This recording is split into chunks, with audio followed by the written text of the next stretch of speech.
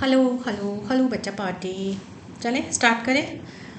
आज का हमारा जो टॉपिक है this is chapter 1 class 10th। बताओ बताओ बताओ। Yes it is real number. तो अभी हम सबसे पहले जो स्टार्ट करेंगे रियल नंबर में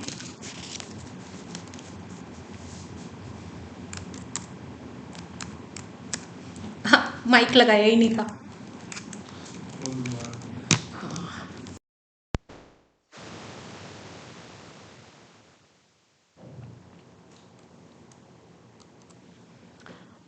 हेलो बच्चे, फिर से आ गए हम एक नया topic class 10 chapter 1 and today's topic is real numbers.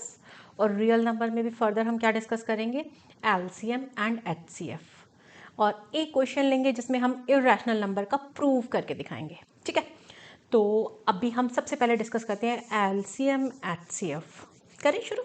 What do you understand by HCF? HCF का मतलब होता है हाईएस्ट कॉमन फैक्टर। दो नंबर लेते हैं, आप मुझे कोई भी दो नंबर दीजिए। चलिए, एक नंबर आपने मुझे दिया 4 और सेकंड नंबर आपने मुझे दिया 3।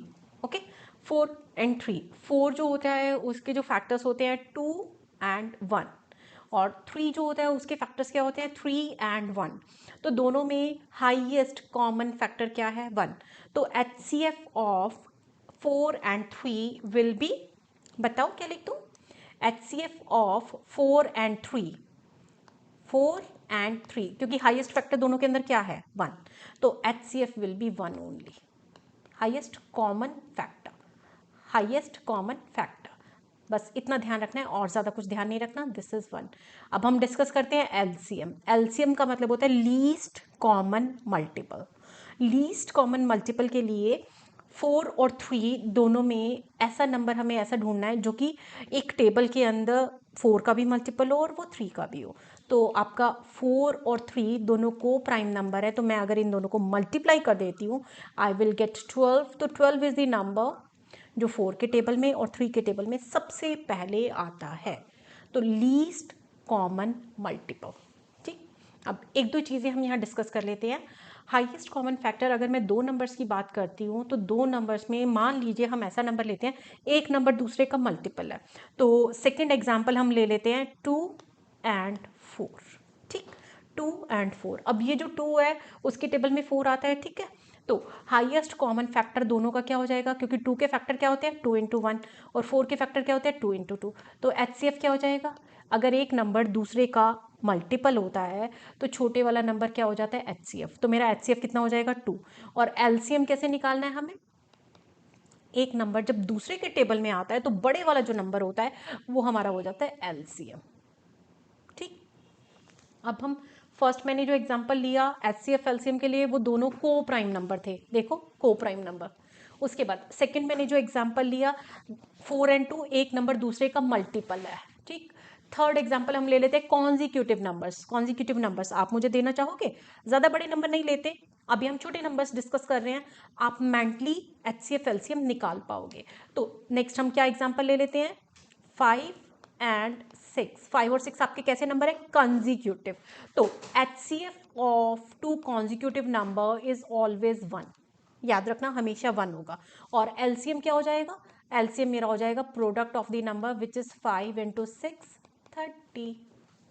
क्लियर है, तीन डिफरेंट पैटर्न्स फॉर्मेट्स डिस्कस किए हैं। उसके बाद नेक्स्ट हम लोग ले रहे हैं एक और एग्जांपल जिसमें इसने बोला HCF of a prime and composite number. तो प्राइम नंबर हम कौन सा मान लेते हैं, 2 ले लूं, है ना, 2 एक प्राइम नंबर है। सबसे छोटा प्राइम नंबर 2 होता है ना हमारा। और एक केस में हम लोग ले लेते हैं कॉम्पोजिट नंबर। कॉम्पोजिट नंबर में मैं ले लेती हूँ 9, कोई भी ले सकते हो, 9 लिया मैंने। अब एलसीएम ऑफ एचसीएफ ऑफ किसका ले रहे हैं प्राइम एंड कॉम्पोजिट, तो हमेशा it will be 1। But LCM का ऐसा कोई रूल नहीं होगा, it can vary depending on the numbers given to us. तो 2 एंड 9 का एलसीएम हो जाएगा 2 इंटू 9 दैट इज 80। ठीक, तो these are LCM and HCF of most common pairs that comes in exam. अभी हम लोग एक फॉर्मूला एलसीएम इंटू एचसीएफ ये थोड़ा सा लेट अभी करेंगे।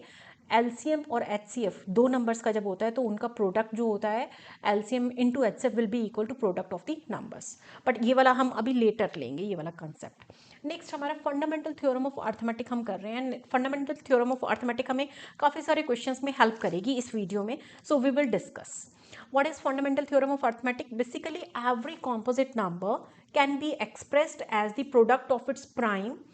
This prime factorization is unique but we can change the order. Basically आप कोई भी एक कॉम्पोजिट नंबर लीजिए, बोलो बोलो बोलो जल्दी से, अगर तुम मुझे दोगे तो मैं तुम्हारे वाला नंबर ले लूँगी, नहीं तो मुझे खुद का कोई नंबर चूज़ करना पड़ेगा। तो हम ले लेते हैं जल्दी बोलो, यस लेट्स टेक 12, ठीक है 12 ले लेती हूँ। अब 12 का प्राइम फैक्टराइजेशन जैसे आपने ये बॉक्स बना के किया हुआ है ना, तो दिस इज 2 इंटू 6, 2 3 एंड 3 तो आपका ऑलरेडी प्राइम नंबर है तो we will not go further. तो 12 का प्राइम फैक्टराइजेशन मेरा क्या हो जाएगा, 2 इंटू 2 इंटू 3। अभी हमने जो डेफिनेशन दी है, I am repeating the same definition. Every composite number can be expressed as product of the primes and this factorization is unique apart from the order in which prime factors occur. तो basically 12 जो होगा इसके prime factor 2 into 2 into 3 होगा हमेशा, तो ये unique है। But order can change, order का चेंज होने का मतलब क्या है, मैं इसको कैसे लिख सकती हूँ, 2 इंटू 3 इंटू 2 ऐसे लिख सकती हूँ। Similarly I can also right it like 3 into 2 into 2। तो बेसिकली मल्टीप्लीकेशन है ना, कॉम्यूटेटिव होता है तो फैक्टर्स आगे पीछे लिख सकते हैं बट फैक्टर्स आपके सेम रहेंगे प्राइम फैक्टराइजेशन में। तो this is what it means. एक एग्जाम्पल इसने हमें लेके भी दिखाया है 506। तो 506 का जब प्राइम फैक्टराइजेशन करेंगे it will be 2 into 11 into 23। अब 2 into 11 into 23 is unique factorization but order can change. तो देखो 11 को पहले लिख दूंगी, 2 को बाद में लिख दूंगी, it will not make any difference. और इस चीज़ को हम रिलेट कर सकते हैं, जो हमारा प्रोडक्ट होता है, मल्टीप्लीकेशन होता है, दैट इज कॉम्यूटेटिव, तो factors can change their place, it will not make any difference to their product. Got it. तो फंडामेंटल थ्योरम ऑफ अर्थमेटिक जो हमने अभी ये डेफिनेशन ली है, this comes in your exam, 1 mark का क्वेश्चन आ सकता है। तो I request you to learn the definition please. चलिए नेक्स्ट स्लाइड पे। अभी तो हमने ये थ्योरी डिस्कस की है ना, तो अब देखते हैं इसमें क्वेश्चंस किस तरह के आते हैं पेपर में। नेक्स्ट जैसे हमें दिया हुआ है यहाँ पे एलसीएम एंड एचसीएफ फाइंड करेंगे। अब हमें नंबर्स दिए हुए हैं, ठीक, तो अब ध्यान से काम करना। एलसीएम और एचसीएफ निकालने के लिए हम जो मेथड यूज करेंगे that will be prime factorization. HCF निकालने के लिए हमारा चैप्टर 1 में यूक्लिड्स डिवीजन लेमा है, बट अभी के लिए हम उसको नहीं कर रहे हैं। हम सारे क्वेश्चंस जितने भी डिस्कस करेंगे आज इस वीडियो में, every question will be through prime factorization only. चलिए तो फर्स्ट पार्ट हम डिस्कस कर रहे हैं बच्चा। फर्स्ट पार्ट में मेरे पास जो दो नंबर दिए हुए हैं, दिस इज 12 एंड 42। तो मुझे इन दोनों नंबर का ना प्राइम फैक्टराइजेशन निकालना है over a period of time. वैसे तो हम ये काम मेंटली करेंगे, बट अगर आपको थोड़ा भी डाउट है तो firstly you can start with this table. कोशिश करो धीरे धीरे इस चीज़ को हम लोग मेंटल स्टफ पे ले आए। मैथ्स जितना ज़्यादा आप सिंप्लीफाइड फॉर्म में करोगे, जितना ज़्यादा मेंटली सॉल्व करोगे, उतना आपको जल्दी समझ में भी आएगा और उतना अच्छा आप परफॉर्म कर पाओगे। तो अब मैं इसको 2 से डिवाइड करूँगी ना, 2 2 ज़ा 4, 2 1 ज़ा 2, देन अगेन 2 से तो जा नहीं रहा, 3 3 7 ज़ा 21। तो प्राइम फैक्टराइजेशन ऑफ 12 जो है दैट इज़ 2 इंटू 2 इंटू 3, और इसको हम लोग कैसे लिख सकते हैं, 2 स्क्वायर इंटू 3। जनरली इसको ascending order of prime factors में लिखना, उससे इजी हो जाता है कॉमन फैक्टर्स ढूंढना और देखना। तो सेकेंड 42 के 2 इंटू 3 इंटू 7 डिवाइड करते हुए आप बड़ा नंबर भी ले सकते हो प्राइम नंबर, बट जब आप इसको असेंबल करोगे ना, प्रोडक्ट ऑफ प्राइम्स में लिखोगे, तो कोशिश करो असेंडिंग ऑर्डर में लिखने का, but this is not a rule, you can do by your convenience. अब मुझे यहाँ पे निकालना है एलसीएम एंड एचसीएफ। ध्यान से करना कैसे करते हैं।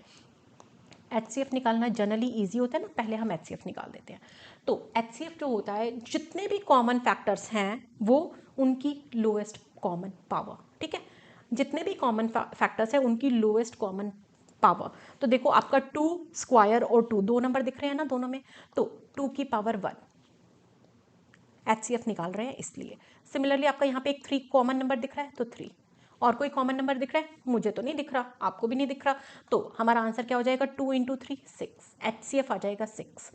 जब भी हम एलसीएम एचसीएफ में आंसर निकालते हैं ना, तो एक सबसे अच्छा तरीका होता है अपना आंसर वेरीफाई करने का, ये जो आपने एचसीएफ निकाला है ना, it should divide both the numbers. तो 12 डिवाइडेड बाय 6 होल नंबर आ रहा है ना, 42 डिवाइडेड बाय 6 होल नंबर आ रहा है, बस इसका मतलब हमारा आंसर करेक्ट है। मेजरली करेक्ट है, हो सकता है अगर आप कोई और ही गलती कर दो तो फिर मैं कुछ नहीं कर पाऊंगी ना, बट हाँ this is one of the way to check your answer if you are doing the correct और नॉट। नेक्स्ट हम निकालते हैं एलसीएम। एलसीएम में क्या होता है, सबसे पहले आप कॉमन नंबर लोगे, कॉमन नंबर की हाईएस्ट पावर लोगे, और उसके बाद जितने भी नॉन कॉमन नंबर है वो सब आ जाते हैं। तो कॉमन नंबर मेरे पास 2 और 3 है ना, 2 और 2 की हाईएस्ट पावर 2, 3 हाईएस्ट पावर 1 ही कॉमन है, और 7 नॉन कॉमन नंबर आ जाएगा। तो 2 इंटू 3 इंटू 7 ये जो होगा मेरा आंसर हो जाएगा फॉर एलसीएम। तो 2 2 ज़ा 4, 4 3 ज़ा 12, 12 7 ज़ा 84। तो हमारा आंसर आएगा 84 एलसीएम ऑफ 12 एंड 42। क्लियर है। हम यहाँ पे पावर्स में बात कर रहे हैं, वैसे अभी अपने छोटी क्लासेस में जब सीखा था ना, ऐसे आप गोले गोले बना देते थे, तो वो वाला जो मेथड होता है छोटी क्लासेस के लिए ठीक है, but once you grab the concept, अभी हायर क्लासेस में we will mainly deal with powers. Power से जब काम करोगे ना तो गलती होने के चांसेस कम होते हैं, प्लस काम थोड़ा शॉर्ट हो जाता है। तो नेक्स्ट क्वेश्चन हम ले रहे हैं। नेक्स्ट क्वेश्चन में अब आपको कोई न्यूमेरिक तो दिख नहीं रहा, ओह सॉरी, नेक्स्ट क्वेश्चन में हमारे पास पावर्स हैं, तो पावर्स वाले क्वेश्चन में हमें प्राइम फैक्टराइजेशन करने की जरूरत नहीं पड़ रही। देखो दो नंबर मेरे पास कौन से हैं, 2 क्यूब इंटू 3 स्क्वायर। दूसरा नंबर मेरे पास कौन सा है, 2 स्क्वायर इंटू 3 क्यूब। अब मुझे निकालना है एचसीएफ और मुझे निकालना है एलसीएम। अभी जो हमने प्रीवियस क्वेश्चन में प्राइम फैक्टराइजेशन करके जो लॉजिक यूज किया था ना, वही लॉजिक यूज करो। कॉमन नंबर देखो, फर्स्ट नंबर जो था और सेकंड नंबर दोनों के अंदर कॉमन फैक्टर कौन से है, 2 एंड 3। एचसीएफ निकालने के लिए कॉमन नंबर की लोएस्ट पावर, मतलब लोएस्ट कॉमन पावर, तो 2 है ना, दोनों के अंदर 2 ले लो, यहाँ पे पावर 3 है, यहाँ पे पावर 2 है, तो दोनों की least common power 2। Similarly 3 square and 3 cube, दोनों का सेकंड जो पार्ट दिया हुआ है मुझे 3 स्क्वायर और 3 क्यूब दिया हुआ है, तो कॉमन 3 तो हो ही गया ना, least common power will be 2। तो 3 square into 2 square will be HCF which is 2 to ज़ा, वैसे तो आप इसको पावर में भी छोड़ सकते हो, इसको कन्वर्ट करने की जरूरत ही नहीं है बिल्कुल भी, ठीक। तो 2 square into 3 square will be the answer. अभी एलसीएम में हेल्प करोगे, क्या होगा, एलसीएम में बिल्कुल इजी है बेटा। सबसे पहले कॉमन नंबर देखो, तो कॉमन नंबर मेरे पास 2 है और कॉमन नंबर मेरे पास 3 है, इन दोनों में कोई नॉन कॉमन नंबर तो दिया ही नहीं, तो उसको अभी के लिए हम भूल जाते हैं। अब 2 जो कॉमन नंबर है उसकी हाईएस्ट पावर, एलसीएम लेते हुए हाईएस्ट पावर 3 एंड 3 की पावर 3, तो this is the LCM of these two numbers. Got it. अभी हम एक दो क्वेश्चन और बिल्कुल इसी तरीके से करेंगे, तो अगर कुछ भी डाउट है तो साथ साथ ध्यान रखना आपको कौन सा पॉइंट नहीं क्लियर हो रहा, ठीक। और अगर आपको थोड़ा भी डाउट फिर भी होता है तो आप इसको रिपीट कर लेना, फिर से देख लेना। नेक्स्ट मेरे पास अभी मेरे को 2 दिए हुए थे, फर्स्ट क्वेश्चन में 12 एंड 42, सेकंड क्वेश्चन में फिर से एक पेयर दिया था, पेयर ऑफ 2। अब मेरे को जो दिया हुआ है दैट इज 3 नंबर्स, कौन से 3 नंबर है देखे आपने, दिस इज 5, 15 एंड 20, ठीक। अब मुझे ये 3 नंबर दिए हुए हैं, तीनों का एलसीएम एंड एचसीएफ निकालना है, तो उसके लिए मुझे करना है प्राइम फैक्टराइजेशन। अभी तुम ये बॉक्स प्राइम फैक्टराइजेशन करना चाहो बिल्कुल कर सकते हो, मैं क्या करती हूँ क्योंकि छोटे छोटे नंबर है ना, सीधा लिख लेती हूँ। 5 को मैं क्या लिख सकती हूँ, 5 इंटू 1। प्रोडक्ट लेते हुए 1 लिखने की ज़रूरत नहीं होती क्योंकि 1 जो है मल्टीप्लिकेटिव आइडेंटिटी है, तो इसीलिए चल जाएगा। नेक्स्ट 3 इंटू 5, 15 है ना। नेक्स्ट 20, 20 क्या होता है, 4 5, बट 4 को मैं क्या लिख सकती हूँ, 2 इंटू 2, लाइक दिस। क्लियर है। आई थिंक बहुत सारे बच्चे तो आंसर भी निकल के बैठे हैं, मैम हमारा आंसर ठीक है ना। यस बच्चा, आप लोगों का highest common factor, highest factor common जो है दैट इज 5 ओनली। 2 और 3 अलग अलग 2 नंबर्स में आ रहे हैं बट कॉमन नहीं है सब में, तो उसको हम एचसीएफ में इंक्लूड नहीं कर सकते। तो एचसीएफ मेरा हो जाएगा 5, एलसीएम कितना हो जाएगा, अभी अभी आपको रूल सिखा रहे हैं ना, तो रूल क्या है, जितने भी कॉमन नंबर है सबसे पहले तो वो ले लो with highest power. Common number 5 है, पावर भी 1 ही है, तो 5 as it is. Non common number में मेरे पास कितना है, 3 और 2, बट 3 की हाईएस्ट पावर कितनी है, 1 ओनली, और 2 की हाईएस्ट पावर कितनी है, 2। काफ़ी बार बच्चे ऐसे एलसीएम और एचसीएफ में मिस्टेक कर देते हैं, बट अगर आप लॉजिकली समझ के करोगे तो मिस्टेक करने का कुछ भी नहीं है। तो मेरे पास कितना बचेगा, 5 3 ज़ा 15, 4 ज़ा 60, ठीक है। HCF of 5, 15 and 20 is 5 and LCM of 5, 15 and 20 is 60। अब अभी प्रीवियस क्वेश्चन में जैसे मैंने आपको समझाया था ना, कैसे चेक करेंगे, 5, 15 और 20 ये तीनों जो नंबर है, HCF जो मेरा 5 आ रहा है, तीनों नंबर डिवाइड हो रहे हैं ना 5 से, yes both all the 3 numbers comes in table of 5. Very good, first check हो गया. एलसीएम कैसे चेक किया जाता है? All the numbers should divide LCM. तो 60 है ना, तो 60 5 से भी डिवाइड हो रहा है, 60 15 से भी डिवाइड हो रहा है और 60 20 से भी डिवाइड हो रहा है. Got the answer, very good. तो जब भी हम आंसर निकालते हैं, काफ़ी बार क्या होता है, आपका आंसर बहुत वियर्ड होता है. वियर्ड मतलब सर पैर ही नहीं होता. तो आपको ऐसे सोचना चाहिए, जो लॉजिक यहाँ पे सिखाया जा रहा है अगर आप उसको अप्लाई करोगे ना, then you will realize yes हमें बहुत काम आ रहा है. आपने आंसर निकाला था, वेदर दैट इज करेक्ट और नॉट. चलिए जी, नेक्स्ट स्लाइड पे मूव करें. नेक्स्ट स्लाइड में इसने बोला two positive integers p and q. तो फर्स्ट पार्ट हम डिस्कस कर रहे हैं. हमें बोल रहा है p जो है दिस इज ab स्क्वायर, और इसके साथ जो इसका पेयर नंबर है that is q which is c square b. अभी जो हमने प्रीवियस क्वेश्चन किए थे ना, उन वाले क्वेश्चंस में हमें इंटीजर्स दिए हुए थे, बट इस क्वेश्चन में हमें वेरिएबल्स की फॉर्म में ही दिया हुआ है. तो वेरिएबल की फॉर्म में अगर ये क्वेश्चन दिया हुआ है तो और आसान है ना, कुछ भी कैलकुलेट ही नहीं करना. अभी आपको लॉजिक जो सिखाया बिल्कुल उसको अप्लाई कर दो बच्चा. एचसीएफ में क्या देखना था? Highest common factor. तो सबसे पहले देखो कौन सा कॉमन फैक्टर है पी और क्यू में. तो दोनों के अंदर पी और क्यू में कौन सा कॉमन फैक्टर दिख रहा है? दोनों में बी आ रहा है ना, वेरी गुड, बी हो जाएगा. बी की हाईएस्ट कॉमन पावर, कॉमन भी होनी चाहिए हाईएस्ट भी होनी चाहिए. तो यहाँ पे बी की पावर 1 है ना, यहाँ पे बी की पावर 2 है, तो कॉमन तो बी की पावर 1 ही रहेगा ना. छोटे वाला नंबर कॉमन होगा ना, बड़े वाला नंबर कॉमन कैसे हो जाएगा? तो एचसीएफ मेरा हो जाएगा B square. Got it. Next second part कर रहे हैं एलसीएम के लिए. तो एलसीएम के लिए क्या हो जाएगा? सबसे पहले तो आप सारे कॉमन नंबर मेरे पास सिर्फ बी है और इसकी हाईएस्ट पावर बी स्क्वायर, और बी में से हाईएस्ट कौन हो जाएगा? B square. अब उसके बाद सारे नॉन कॉमन नंबर मेरे पास कौन से हैं? एक तो ए है और एक मेरे पास सी स्क्वायर है. तो एलसीएम कितना हो जाएगा हमारा? A B square C square. Yes, we got the answer. HCF of AB square and C square B is B only, and LCM of AB square and C square B is AB square C square. Yes, you got the correct answer. चलिए next पे move करें. Question number 2, it says we have to find the LCM or you can say the least number that is divisible by all the numbers from 1 to 5 inclusive both. मतलब 1 से भी divide होना चाहिए और 5 से भी, और इनके बीच में जितने भी नंबर है. तो 1 2 3 4 5, ये 5 नंबर हमारे पास आ गए. मुझे एक ऐसा सबसे छोटा नंबर निकालना है which is divisible by all these 5. तो इसका मतलब मुझे क्या निकालना है? एलसीएम. क्लियर है? अब एलसीएम निकालने के लिए, क्योंकि मुझे 1 कोई फर्क नहीं पड़ेगा, मैं 1 को अगर ड्रॉप कर देती हूँ. 2 का फैक्टर 4 है. अगर 2 का फैक्टर 4 है तो मुझे क्या करना चाहिए? सिर्फ 4 को लेना चाहिए, क्योंकि 2 के टेबल में 4 आ रहा है. ठीक, तो आपके पास एलसीएम निकालने के लिए सिर्फ 3 ही नंबर बचे हैं, 3 4 एंड 5. 2 की टेबल में 4 आ रहा है ना बेटा, तो 2 एंड 4 का एलसीएम 4 ही होगा, इसलिए मैंने 2 को छोड़ा है. अगर आपको डाउट है ले लो, बट उससे आपका क्वेश्चन लेंदी हो जाएगा, तो शॉर्टकट हम सीखेंगे नहीं तो मजा क्या आएगा. अब क्या करेंगे? मल्टीप्लाई. तो 3 इंटू 4 12, 12 5 60.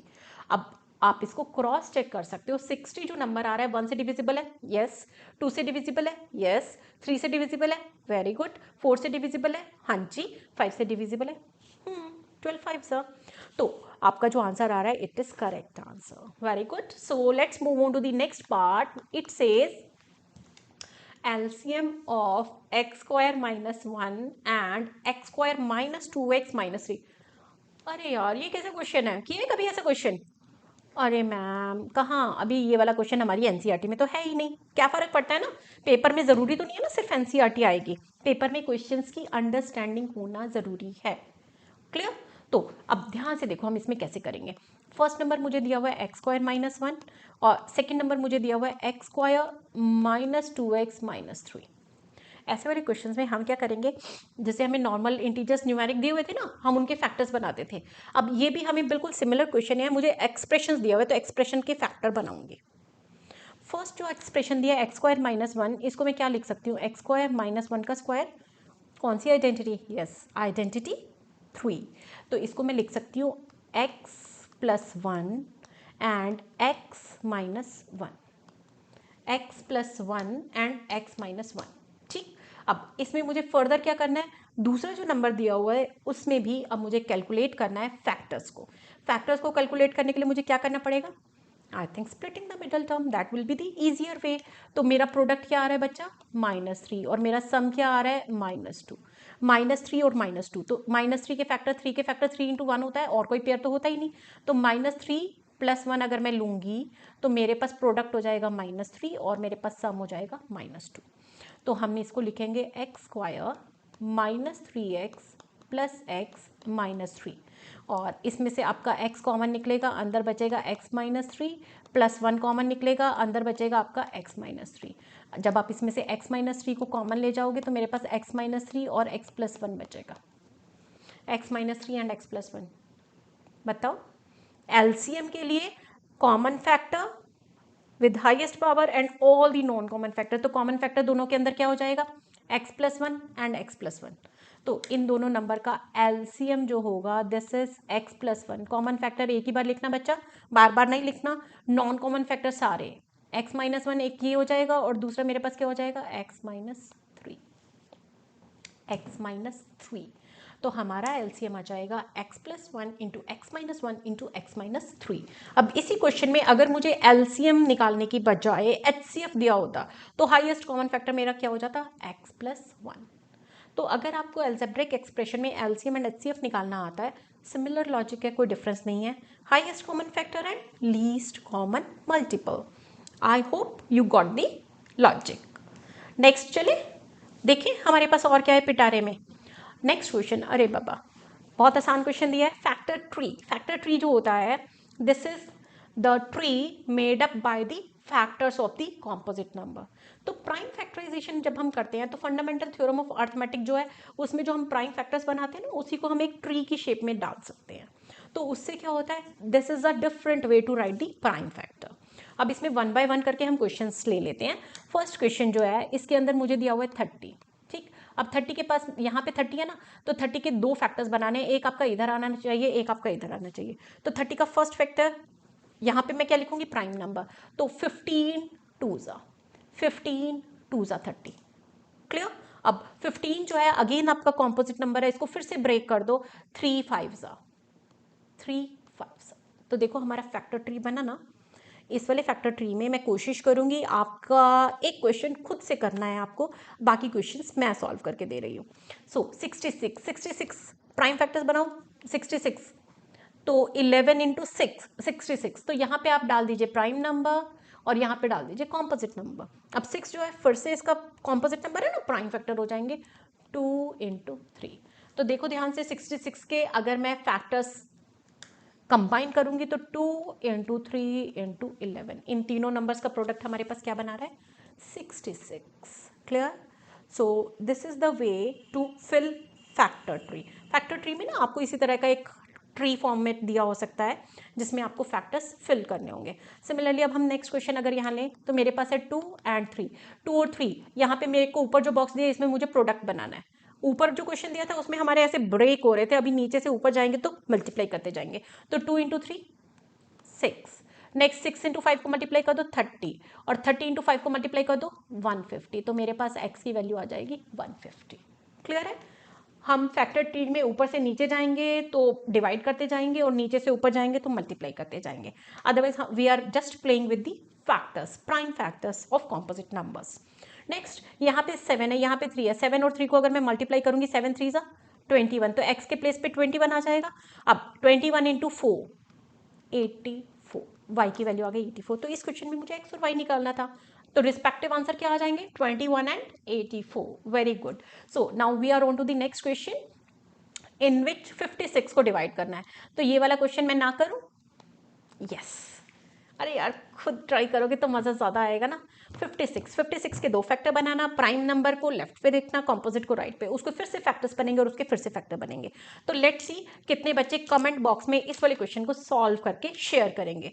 अगर आप सॉल्व करके शेयर करोगे तो आपको ये पता चल जाएगा हाँ जी हमें समझ में आ रहा है या नहीं आ रहा। Move on to the next one. अब मुझे क्या दिया हुआ है, क्वेश्चन तो मेरा एलसीएम एचसीएफ का है, बट मुझे स्टेटमेंट सम दिया हुआ है विद सम ऑप्शंस। पेपर में जरूरी नहीं है ये ऑप्शंस आपको लिखी हुई आएंगी, ठीक है ना। तो ये जो ऑप्शंस दी गई हैं आपको सिंपली ये चेक करवाने के लिए दी गई हैं कि जो आप आंसर निकाल रहे हो whether it is relating the statement और नॉट। बट ये वाला क्वेश्चन विदाउट ऑप्शंस भी पेपर में आ सकता है, इनफेक्ट आएगा। चले, 3 farmers have 490 kg, 588 kg and 882 kg of wheat respectively. Find the maximum capacity of a bag so that the wheat can be packed in exact numbers of bag. ठीक है ना? तो मुझे क्या निकालना है? Maximum capacity of a bag. अब जैसे देखो हमारे पास 3 डिफरेंट वैरायटीज ऑफ व्हीट है, सॉरी 3 फार्मर्स हैं, उनके पास डिफरेंट क्वांटिटीज ऑफ व्हीट है और वो लोग उसको बैग्स में, रग्स बैग्स में पैक करना चाहते हैं। तो आपने देखा होगा जब भी आप किसी शॉपिंग कॉम्प्लेक्स में जाओगे, आपको मम्मा ने मान लीजिए ग्रॉसरी खरीदने को भेजा है, तो वहाँ पे डिफरेंट वैरायटीज़ की आपको मिलता है ना चीज़ें। तो आपको एक सेक्शन मिलेगा जहाँ पे 5 kg के होंगे, एक सेक्शन मिलेगा जहाँ पे 10 kg की पैकिंग होगी, एक सेक्शन मिलेगा जहाँ 20 kg की पैकिंग होगी। तो इसीलिए ये हमसे क्या करवा रहा है? व्हीट को पैक करवा रहा है। अब इसने कंडीशन क्या दी है? Maximum number of bag so that ये जो अवेलेबिलिटी है ना हमारे पास व्हीट की quantity, it can be packed in exact number of bags. तो एक तो इसमें हिंट जो होता है हर टाइम वैलिड नहीं होता, बट स्टिल अगर मुझे यहाँ मैक्सिमम वर्ड दिखता है ना तो HCF की प्रोबेबिलिटी बढ़ जाती है, but this is not the 100% accurate logic, याद रखना। अब यहाँ पे आपको एक दो चीज़ों का अगर थोड़ी सी नॉलेज होती है ना तो क्वेश्चन सॉल्व करना ईजी हो जाता है। बेसिकली आप इसको ऐसे देखो, HCF जो होता है ना वो भी जितने भी गिवन नंबर होते हैं ना, या तो सबसे छोटा नंबर या उससे भी छोटा नंबर होता है, ठीक। LCM जो होता है वो जो भी गिवन नंबर होते हैं ना उन नंबर्स में या तो सबसे बड़ा या उससे भी बड़ा नंबर होता है। अब मेरे पास जो व्हीट को पैक करना है तो मैं इतना बड़ा बैग तो नहीं ले सकती ना जिसमें 882 या उससे भी ज़्यादा क्वांटिटी मुझे पैक करने को बोला गया है। नो, मुझे बोला गया है इन सारी जो व्हीट्स है ना तीनों फार्मर्स की, उनको इक्वल नंबर जिसमें आ जाए ना और एग्जैक्ट नंबर ऑफ बैग्स भी मेरे पास बन जाए, उनमें पैक करना है। तो इस क्वेश्चन में वी विल फाइंड HCF, ठीक है। तो सबसे पहले जो भी आपके स्टेटमेंट सम्स होते हैं उनमें हमें ये चेक करना है, जज करना है LCM निकालोगे या HCF, उसके बाद काम स्टार्ट करना। स्टेटमेंट सम है, स्टेटमेंट लिखना जरूरी है if you want to get full marks, ठीक है। तो I am avoiding statement, I am concentrating on the concept. तो 490, 850 588 एंड द लास्ट इज 882, इन तीनों नंबर्स का आपको क्या निकालना है बेटू? HCF। हमने डिस्कस किया था ना, we will use prime factorization to solve this. ध्यान से देखना, ये बड़े नंबर है ना, कभी कभी आप लोगों को लगता है हम इसका फैक्टर्स नहीं निकाल पाएंगे, बट ध्यान रखो ये आसान होते हैं। अब मेरे पास सबसे पहले 490 दिया है, 490 में आप अगर ध्यान से सोचोगे, सोचो सोचो सोचो, 49 किसके फैक्ट 7 × 7 होता है ना, तो आप इसको 7 से डिवाइड कर दो, 7 7 ज़ा 49, इसको फिर से 7 से डिवाइड कर दो, 7 10 ज़ा, अब 10 आ गया ना, 2 5 ज़ा। जैसे ही डिनोमिनेटर में प्राइम नंबर आएगा छोड़ दो, आगे मत बढ़ो, है ना। अब यहाँ पे मेरे पास 7 एक प्राइम फैक्टर आ रहा है। अब बाकी जो तीनों नंबर मेरे को दिए हुए हैं ना, तीनों नंबर इवन नंबर है, इवन नंबर होने का मतलब एक 2 तो फैक्टर होगा ही होगा, क्लियर।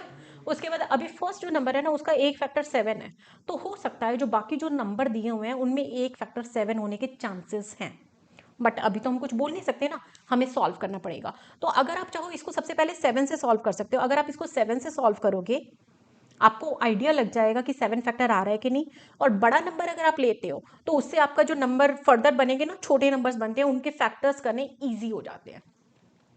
तो मैं तो इन क्वेश्चंस को ऐसे ही डील करती हूँ। अगर आपको लगे नहीं हमें थोड़ा सा मुश्किल हो रहा है तो आप प्राइम नंबर से भी स्टार्ट कर सकते हो, छोटे वाले।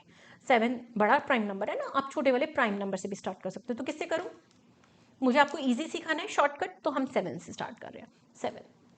7 और 5 88, 7 7 ज़ा 49, 7 8 ज़ा 56, रिमाइंडर कितना आया? 2 यहाँ पे छोटा सा लगा सकती हूँ 28, तो 7 4 ज़ा 28 हो गया ना डिवाइड। काफ़ी बार आप क्या करते हो यहाँ पे छोटे छोटे बॉक्सेस बना के 588 को 7 से डिवाइड करते हो, वैसा करोगे तो टाइम वेस्ट होगा, मैथ्स बिल्कुल अच्छा नहीं लगेगा, फिर आप बोलते हो आई डोंट लाइक मैथ्स। क्यों? क्योंकि आप मेथड प्रॉपर यूज़ नहीं करते। ऐसे मेथड यूज़ करो, ऐसा हो नहीं सकता आपको मैथ्स पसंद ना आए या समझ ना आए। 84 को 7 से डिवाइड करो, 7 1 ज़ा 7, 1 रिमाइंडर है ना, 1 4 14, 7 2 ज़ा 14, इजीली निकला ना। अगर आप इसको बॉक्स बना के करोगे तो आप लगभग डबल ट्रिपल टाइम इन्वेस्ट कर रहे हो, और आंसर तो वही निकलना है ना हमारा बच्चा। 3 4 ज़ा 12 एंड 2 2 ज़ा। अब मैं अगर 2 से स्टार्ट करती, फैक्टर्स तो मेरे इतने ही बनने हैं क्योंकि फंडामेंटल थ्योरम क्या बोलती है, प्राइम फैक्टराइजेशन इज यूनिक, तो फैक्टर मेरे उतने ही बनने हैं, बट मुझे बड़े नंबर्स को डील करना पड़ता है, तो इसीलिए मैंने ऐसे किया है। But if you are not comfortable you can start with 2। But I would not recommend. ठीक है, चलो फिर से करें। 7, मेरे को उम्मीद है 7 से डिवाइड होगा। अगर आपको डाउट है तो 2 से कर लीजिए, बट 7 से डिवाइड होना चाहिए। तो 7 1 ज़ा 7, रिमाइंडर 1, 1 इंटू 1 8 18, 7 2 ज़ा 14, 14 18 माइनस 14 4 42, 7 6 ज़ा 42। अब यहाँ पे हम लोग, क्योंकि मैं तो देखो ऐसे काम कर रही हूँ, बोर्ड पे भी मैं जब काम करूंगी तो मैं तो इन चीज़ों को रब कर सकती हूँ, बट अगर आपने बहुत छोटा लिखा हुआ है तो it will not disturb your work. अब फिर से 7 से जाएगा, 7 1 ज़ा 7, 3 2 5 56, यस जा रहा है, तो इसको फिर से 7 ले लो। 7 1 ज़ा 7, 12 माइनस 7 कितना होता है 5, 56, 7 8 ज़ा 56। उसके बाद 2 9 ज़ा 3 3 ज़ा, बन गए प्राइम फैक्टर। इन वाले क्वेश्चंस में जो टाइम लगना है वो प्राइम फैक्टर्स बनाने में ही लगना है। तो अब मैं 490 को क्या लिखूंगी, 2 इंटू 5 इंटू 7 स्क्वायर। 588 को क्या लिखोगे, छोटे फैक्टर्स पहले लिख रही हूँ, 2 स्क्वायर 3 7 स्क्वायर। लास्ट नंबर है मेरा 882, इसको हम लिख सकते हैं 2 इंटू 3 स्क्वायर इंटू 7 स्क्वायर। अब मुझे क्या निकालना था, HCF के लिए मुझे क्या करना होगा, काफ़ी बार अब हम ये क्वेश्चंस कर रहे हैं ना, हर क्वेश्चन में मैं एक ही बात बताऊंगी आपको। HCF के लिए क्या करना है, सबसे पहले कॉमन फैक्टर लिख लो। कॉमन फैक्टर मेरे पास तीनों का 2 भी है और 7 भी है, 3 और 5 नहीं है, तो 2 और यहाँ से मेरे पास है 7। अब 2 की लीस्ट कॉमन पावर 2 की पावर 1, 2 की पावर 2, 2 की पावर 1, तो 2 की पावर 1 कॉमन है। सिमिलरली 7 का स्क्वायर कॉमन है, तो 7 square into 2 will be our answer. 7 square into 2, तो 7 का स्क्वायर कितना होता है 49। 49 को अगर मैं 2 से मल्टीप्लाई कर दूंगी तो कितना हो जाएगा, बताओ 98 और यूनिट क्या है केजी। अब ध्यान से समझो, आपके पास जो 3 फार्मर्स का 490 kg, 588 kg और 882 kg वीट दिया हुआ है, उसको ये किस कैपेसिटी बैग में पैक करेंगे, 98 kg। ठीक है ना। अगर मैं आपसे थोड़ा सा अगर और डेप्थ में जाऊं तो 98 kg अगर मैं पैक कर रही हूँ तो 490 kg जो वीट है वो कितने बैग्स में पैक होगा, 98 kg। देखो 7 इंटू 7 इंटू 49, 49 टू ज़ा बोलो 98, मेरे पास कितना बचा 5, तो 5 बैग्स लगेंगे फर्स्ट फार्मर की वीट्स पैक होने में। बट क्वेश्चन हमारा ऑलरेडी खत्म हो चुका है, ठीक है, और ज़्यादा डेप्थ में जाने की इतनी ज़रूरत नहीं है मुझे। बट स्टिल आपको कोई क्वेश्चन ऐसे भी आते हैं जहाँ पे ये कंसेप्ट यूज़ करना पड़ता है, तो इसीलिए आपको पता होना चाहिए, क्लैरिटी होनी चाहिए। तो the answer is 98 kg, A part. Next question. अब नेक्स्ट क्वेश्चन में क्या बोल रहा है, there are 312, 260, 156 students in class 10, 11 and 12 respectively. Buses are to be hired to take these students to a picnic place. ये बोल रहे हैं what is the maximum number of students who can sit in a bus if each bus takes equal number of students and from each class। मतलब एक class में से जितने भी बच्चे ले रहे हैं, हर क्लास में से उतने बच्चे बिठाने हैं। तो how many maximum students can sit in bus so that they can hire the number of buses ना। अभी इसने मुझे इस क्वेश्चन में नंबर ऑफ बसेस निकालने को नहीं बोला, बट वो भी बोल सकता है। फर्दर आपकी हेल्प के लिए ऑप्शंस दी हुई हैं, but it's completely your choice. Options को नहीं देखोगे तो ज़्यादा अच्छा है, जब फाइनल आंसर आएगा just match your answer. Previous question किया था, मैक्सिमम वर्ड आया था, तो छोटा सा आप ये मानो छोटा सा हिंट है मैक्सिमम नंबर ऑफ स्टूडेंट। अब दूसरे वाला हिंट क्या होता है, आपको मैंने अभी बताया था ना, HCF जो होता है, अगर मुझे 2 3 4 जितने भी नंबर दिए हो तो सबसे छोटा नंबर या उससे भी छोटा फैक्टर आता है, और LCM जो होता है सबसे बड़ा नंबर या उससे भी बड़ा मल्टीपल होता है ना। वो हम फाइंड करेंगे तब हमें पता चलेगा। यहाँ पे आपको सारे इवन नंबर दिए हुए हैं, क्लियर है, ध्यान रखना आंसर इवन नंबर में ही कुछ आएगा। ये वाले जो हिंट होते हैं फाइनल आंसर जब आप निकाल लेते हो तो उसको चेक करने में बहुत हेल्प करते हैं, अगर ध्यान दोगे काफ़ी आपको अच्छा लगेगा। HCF निकाले फिर HCF मेरा जो LCM होगा वो सबसे बड़ा नंबर 260 है या तो उससे भी बड़ा होगा, तो इतनी सारी बसेस तो हम हायर नहीं करेंगे ना इतने से बच्चों के लिए। तो this is the second hint आपको जो हेल्प करेगा कि मुझे इस क्वेश्चन में निकालना क्या है।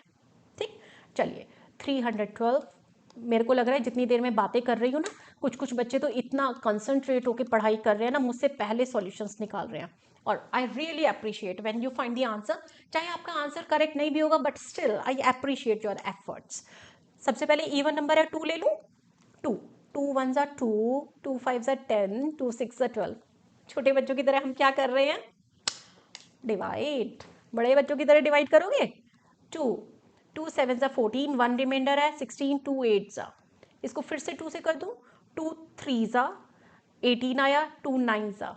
अब 39 क्या है, 13 की टेबल में आता है ना, 13 3 are, 3 तो प्राइम नंबर आ गया, इसके आगे मत जाना। कभी कभी कुछ बच्चे 3 1 जा 3 लिखते हैं, बट जनरली हम लोग इन सारे फैक्टर्स को, यहाँ पे देखो ना, यहाँ से सारे फैक्टर्स इंक्लूड कर रहे हैं, तो उसको 3 1 जा 3 ले जाने की ज़रूरत नहीं होती।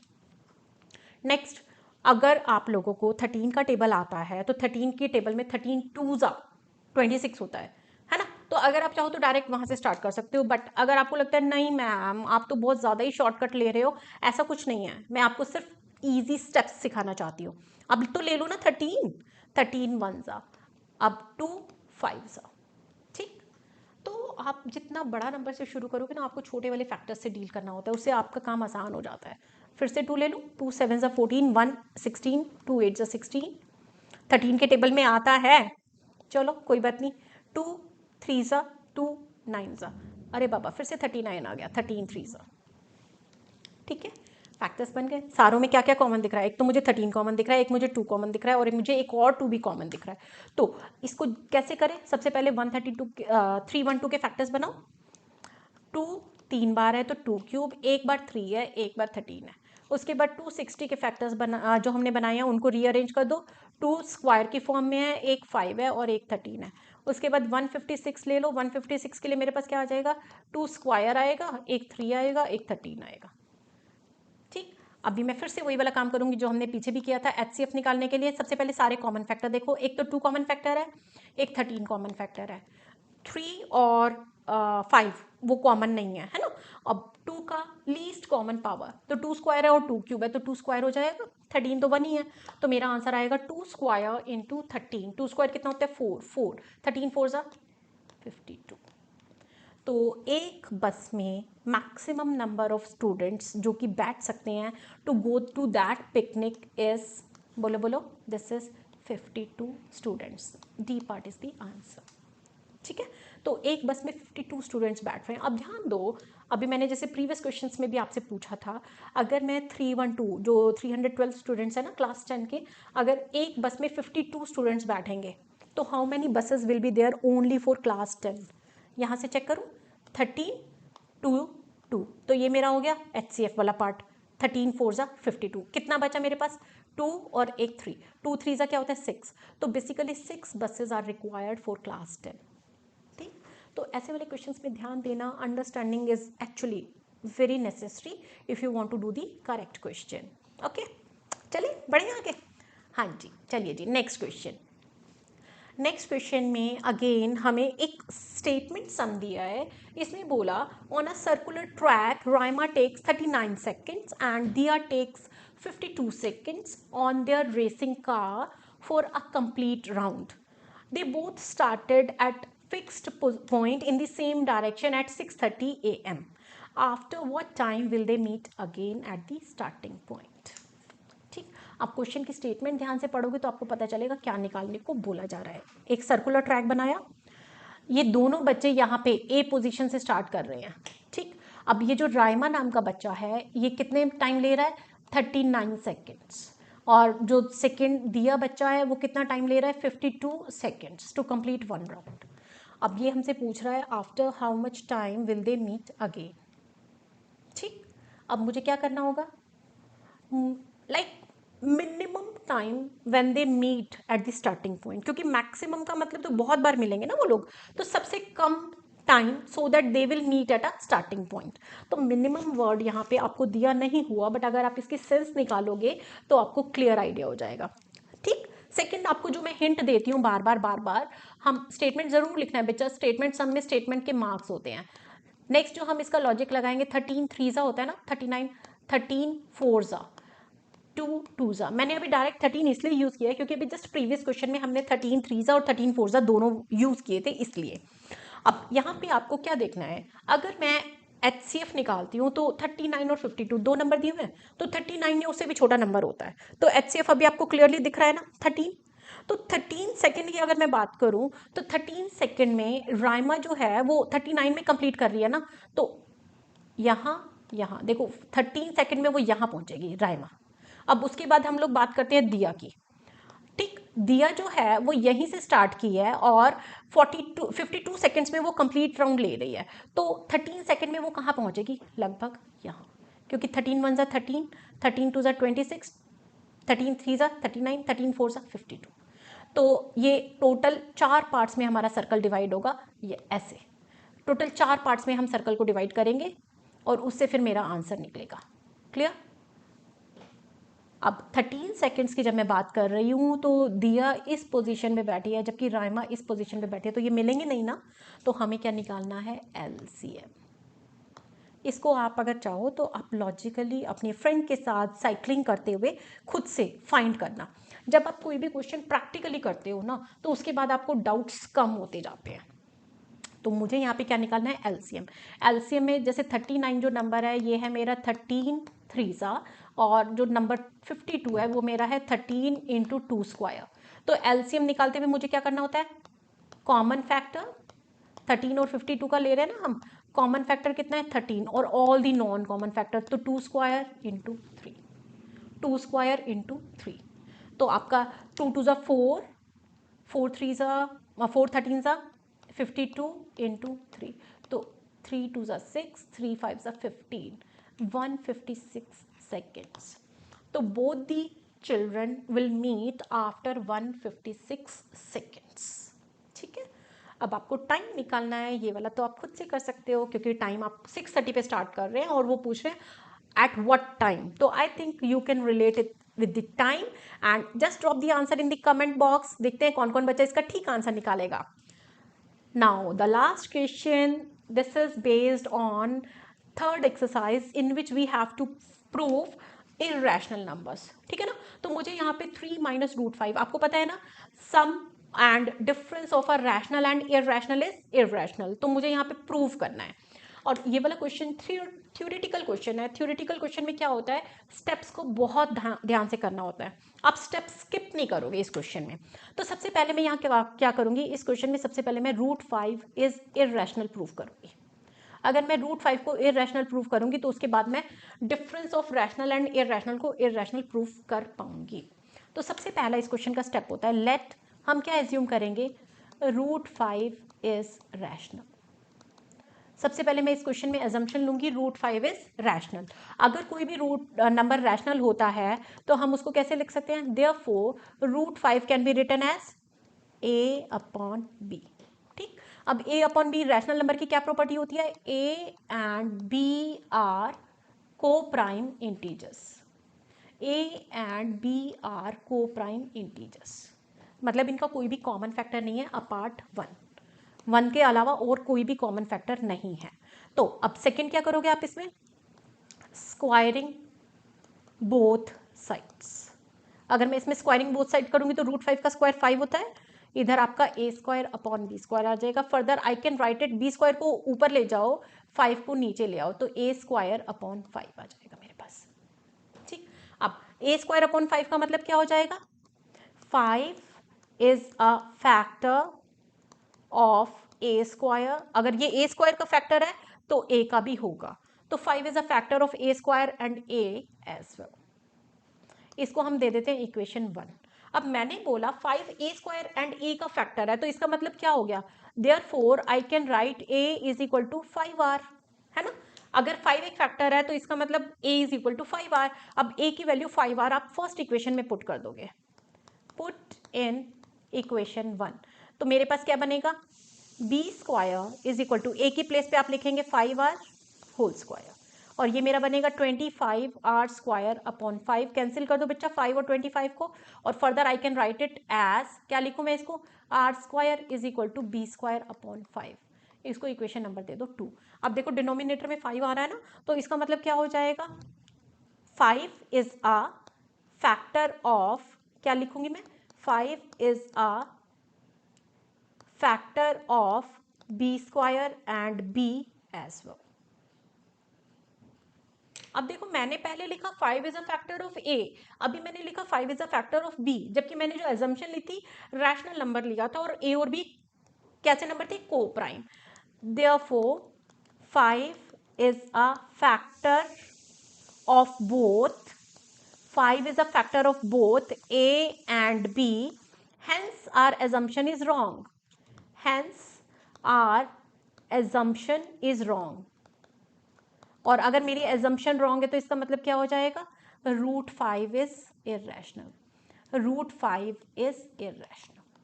तो ये हमारा थ्योरेटिकल क्वेश्चन है, तो इसमें हमें ना स्टेटमेंट्स बिल्कुल मिस नहीं करनी है, सारी स्टेटमेंट एज इट इज लिखनी है. तो मेरा आंसर आ गया √5 इरेशनल के लिए. बट मुझे क्या प्रूव करना है कि √5 नहीं, 3 माइनस √5. तो इसका मतलब नेक्स्ट स्टेप में मैं क्या लिखूंगी, minus √5 is also irrational and 3 minus √5 is irrational. क्यों, अब आप यहाँ पे रीजन लिख सकते हो, some difference of rational and irrational is irrational only. Clear? तो ये वाले जो क्वेश्चन है अभी हम एक और वीडियो बनाएंगे जिसके अंदर हम आपको रूट नंबर्स को इररेशनल प्रूव करना फिर से डिस्कस करेंगे. मेथड हमारा सेम है, पैटर्न हमारा सेम है. हर क्वेश्चन में जहाँ पर भी मान लीजिए हमें √2 को प्रूव करना है तो यहाँ पे 2 एक कॉमन फैक्टर की तरह आप शो कर पाएंगे. So this shows 3 minus √5 is irrational. खत्म. We are done with all the slides. So I hope आपको समझ में आया हम क्या कर रहे हैं. Just in case if you have any doubt you can drop in comment box. और आपसे मैंने 2 क्वेश्चन इस वीडियो में पूछे हैं ना, लेट्स सी कितने बच्चे ध्यान से काम कर रहे हैं और अपने सॉल्यूशन हमसे शेयर करेंगे. Thank you.